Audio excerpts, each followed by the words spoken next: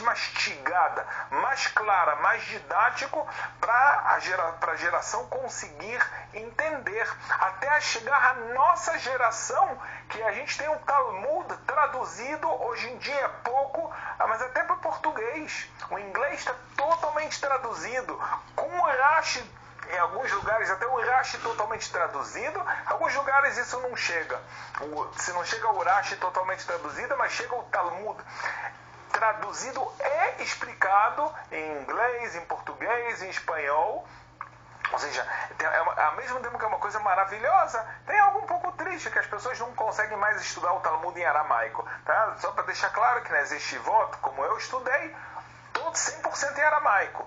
Tudo em aramaico, com Rashi em aramaico, ou quando Rashi usa hebraico, obviamente também, tá? Mas até com a letra específica, tá? Para quem conhece o Talmud, sabe que o Rashi tem uma letra específica e assim por diante, estando no original. A Kabbalah também passa por esse processo. No começo, o que o Arizal faz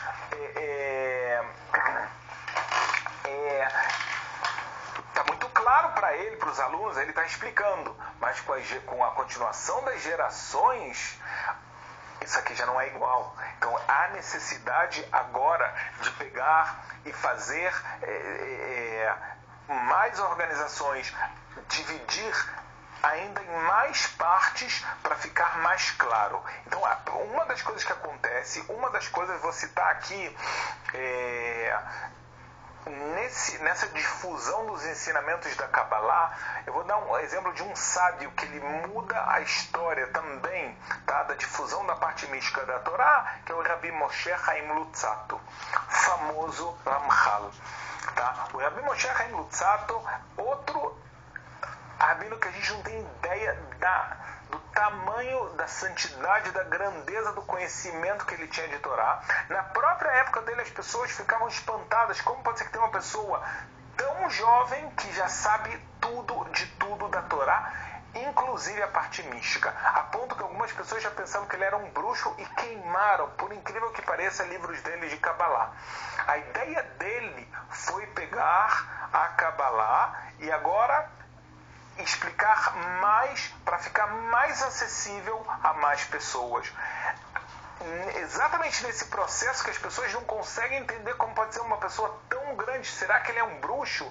Então, proíbem ele uma época da vida dele de escrever sobre Kabbalah. E o que ele faz? Ele faz uma coisa fascinante. Ele começa a escrever livros que estão totalmente baseados na Kabbalah, mas de uma forma que você lê e você nem sabe o que é Kabbalah. Tá? Ou seja, ele consegue trazer conceitos já mega mastigados até agora. Então, eu vou dar exemplos talvez de 2, 3 livros dele. Tem muito mais para trazer, tá? Ele tem uma série de livros, mas um dos livros dele mais famosos é o Mesilat Yesharim, O Caminho dos Justos. O Caminho dos Justos, o que é esse livro? É um livro que te ensina a como você alcançar o nível, desde o nível básico de você como ser humano, até você chegar a um nível de ter inspiração divina, que já que hoje em dia a gente não tem profecia, o maior nível que você pode ter é receber a inspiração divina, ou seja, receber mensagens de Deus. Ele te ensina como chegar daqui até lá. Agora eu te pergunto, como é que uma pessoa faz isso sem Kabbalah? Então ele consegue te trazer as explicações, mas quem entende profundamente sabe que tudo está baseado na Kabbalah. Tá? Então esse é um dos livros dele, fascinante. Agora se você vê o que a pessoa tem que chegar, qual o nível que ela tem que chegar para alcançar isso, tá? Então é um dos livros dele. Outro livro dele é o Derech Hashem, O Caminho de Deus. No livro O Caminho de Deus, ele elucida temas, por exemplo, por que Deus criou o mundo. A resposta dessa pergunta está na Kabbalah. Então ele vai pegar, mas ele vai te trazer de uma linguagem que eu posso até usar de chamar de moderna. Não vou falar que é o mesmo moderno de hoje, mas ainda assim existe um nível de modernidade no ensinamento dele. Tá? E assim ele vai trazer a explicação da essência das festas, da essência da reza e assim de vários e vários conceitos.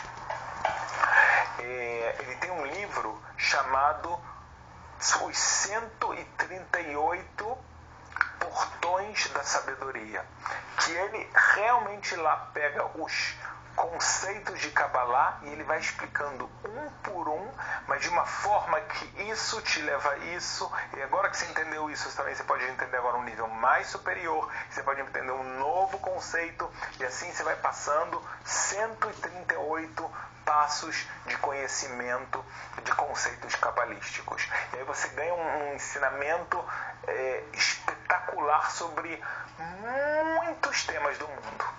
Tá? Então, e essa literatura, por exemplo, do Rabbi Moshe Chaim Luzzatto, se a do Arizal é muito difícil para a gente pescar sem a explicação forte, já a do Rabbi Moshe Chaim Luzzatto já é muito mais acessível. Existe a forma de estudar esses livros, que livros vale a pena começar e depois quais vale a pena continuar, mas são livros que eles se tornam cada vez mais e mais populares, e como eu falei no começo, no povo judeu, nas yeshivot, e com o tempo se abre um pouco esse espectro também para outras pessoas do mundo que buscam a espiritualidade. O mundo tem essa busca, o mundo todo tem essa busca por espiritualidade. Então, por um lado, a gente vê um sábio como Rabbi Moshe Chaim Luzzatto, que depois vai ter a continuação de uma linha muito parecida pelo Gaon de Vilna, o Rabbi Eliyahu Kramer, da cidade de Vilna, que além da parte de leis judaicas, ele explicou livros de Kabbalah que até antes não tinham sido explicados. Ele extrai conhecimentos da Kabbalah de coisas que ele fala de como vai ser o processo da redenção. Tá espetacular, é fascinante.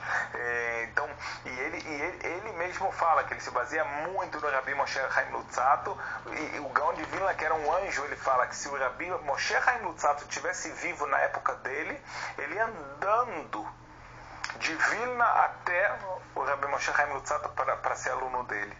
Tá? Mas houve um gap de anos, então ele não teve, infelizmente, esse mérito.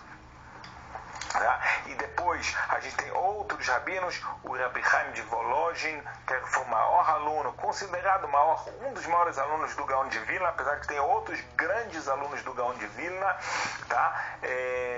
E isso vai chegando até os dias atuais. Eu posso também trazer alguém que não vou falar que é exatamente a mesma linha, mas muito famoso, foi o Maharal de Praga, que também pegou, tá? O Maharal de Praga, ele foi um rabino que tem uma obra muito extensa, muitos livros. Esses livros,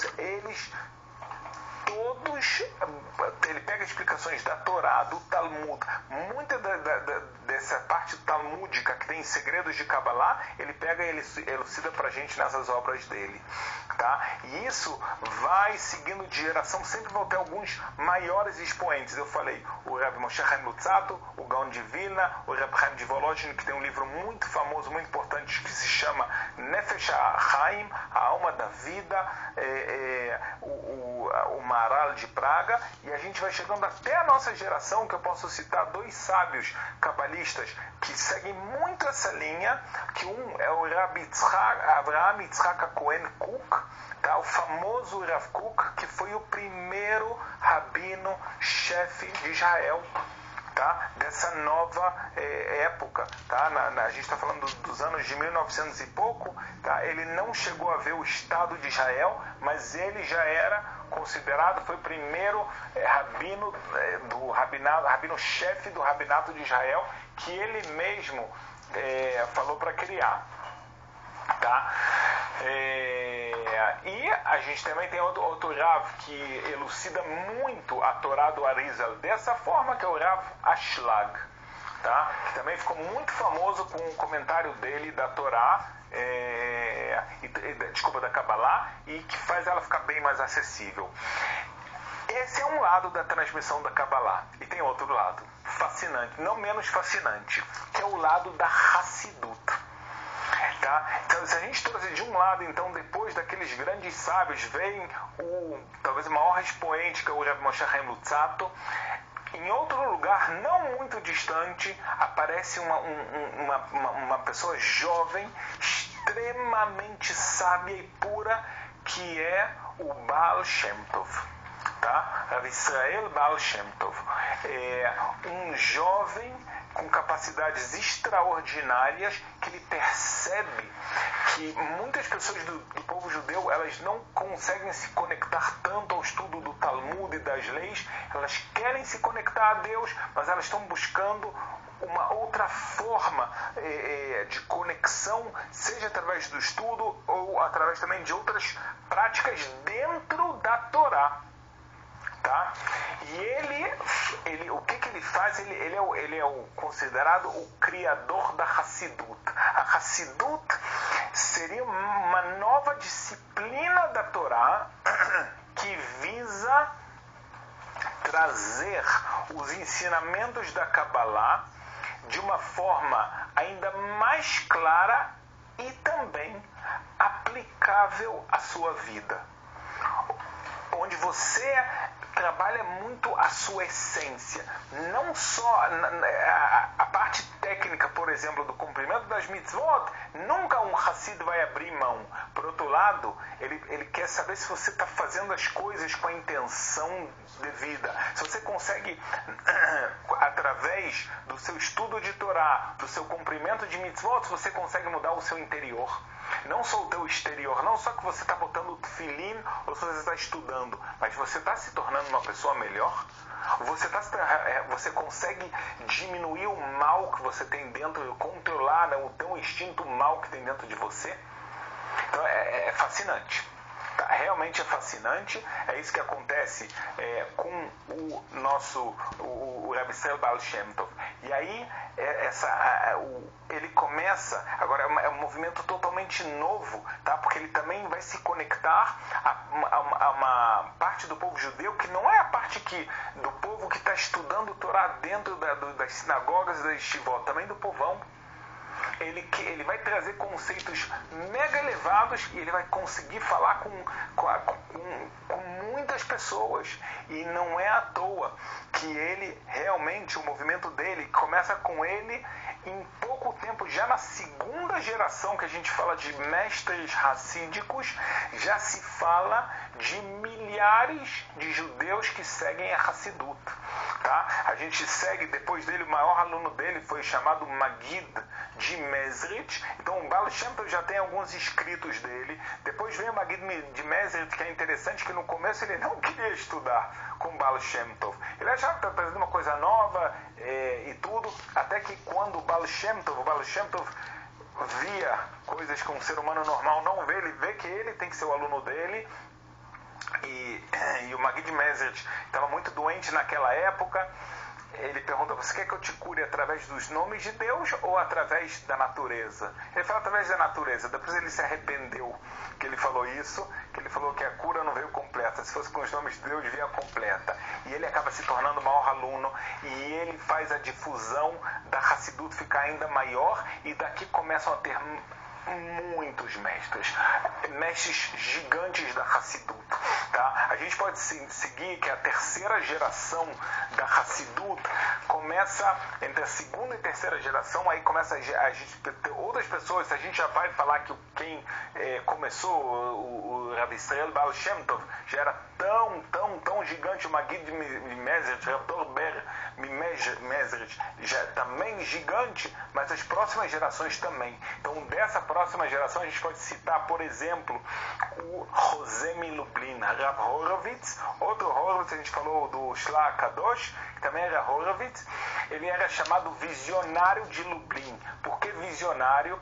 Ele chegou a níveis de entendimento da Kabbalah, e especificamente estudando da forma da Hassidut, que ele se conta que quando ele via uma pessoa, ele conseguia ver o nível espiritual dela. Ele conseguia saber se essa pessoa se ela reencarnou e o que ela precisa fazer. Incomodava ele não queria ter esse poder.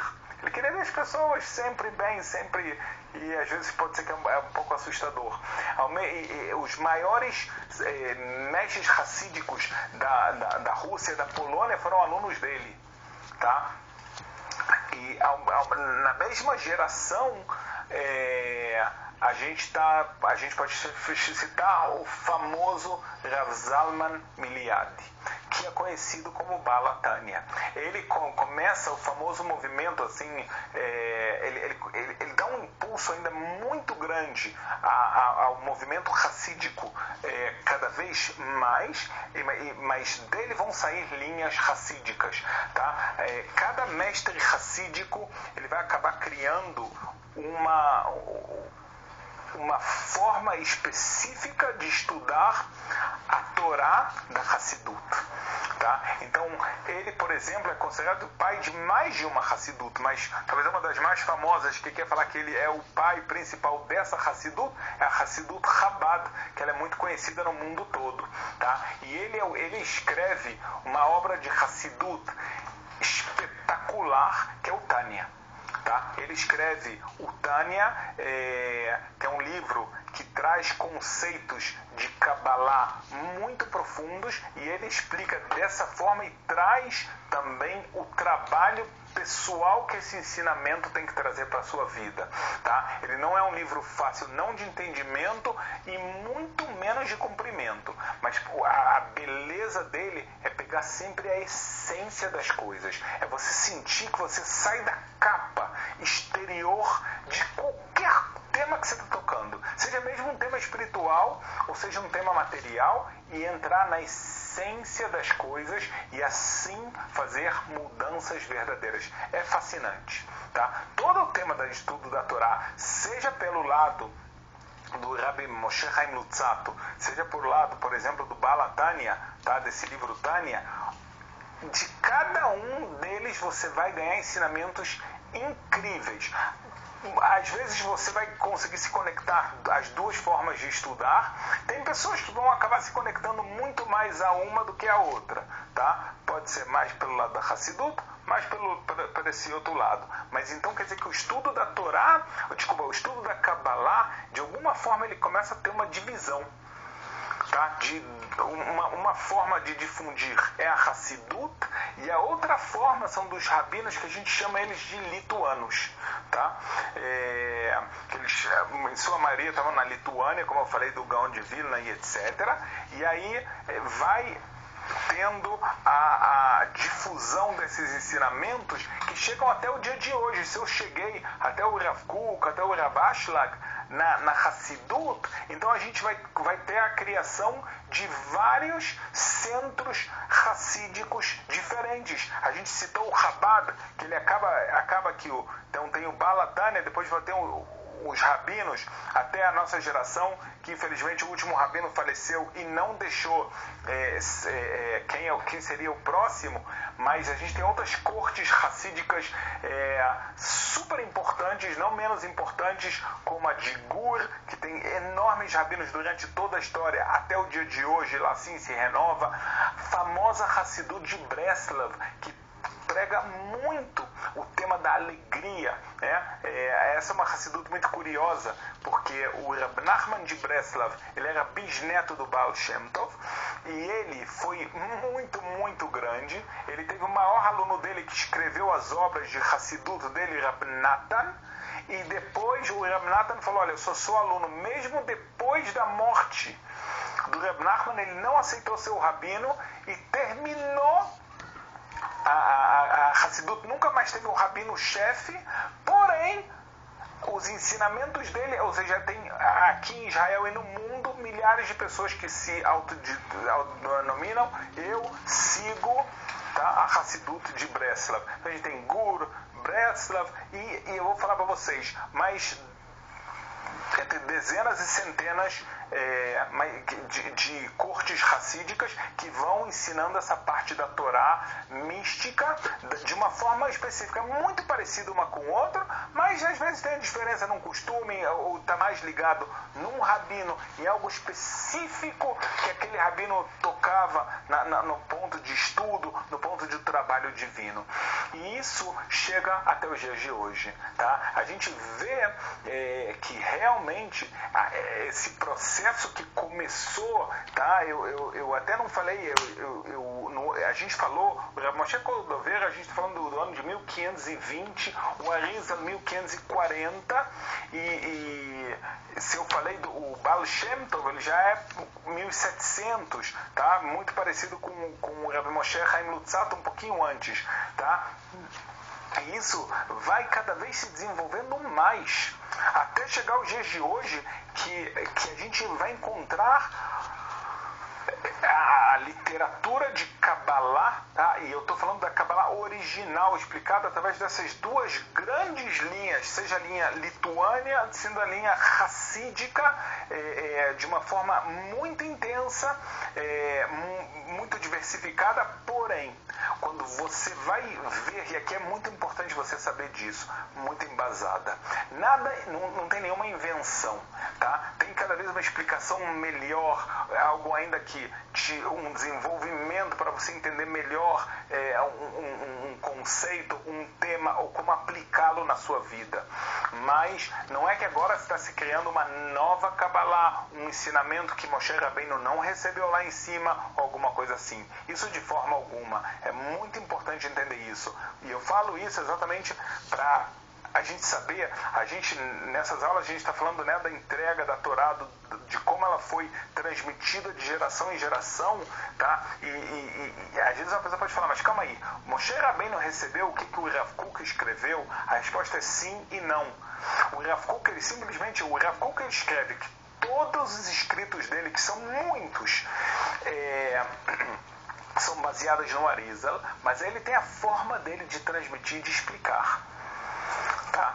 E não é fácil, por isso é que a gente precisa até dos alunos do Rav Kook para ensinarem a gente a parte da Torá, que é espetacular, que ele ensinou para ele. Também são uma penca de livros mega profundos, e o Rav Kook traz segredos que são impressionantes, tá? No começo havia uma rixa entre as linhas, tá? Eu não vou agora entrar demais nisso, mas existia algum tipo de rixa entre as linhas, qual a forma mais correta de estudar. Eu acho que hoje em dia a gente chegou num entendimento na nossa geração que essas linhas todas trazem o conhecimento da Kabbalah baseado no Arizal, e aí a gente vai subindo até chegar em Moshe. A pessoa que quer estudar, se ela está dentro dessas linhas, e vale a pena estar de pegar daqui o que você pegar e se identificar, e dessa parte da Hassidut, e aí a pessoa consegue se construir e ter um conhecimento muito amplo, completo e profundo sobre a Kabbalah. Algo interessante, coisas que gerações passadas, que podiam ter níveis espirituais muito maior, mas eles não tinham a diversidade, a explicação tão clara que a gente tem hoje em dia da Kabbalah.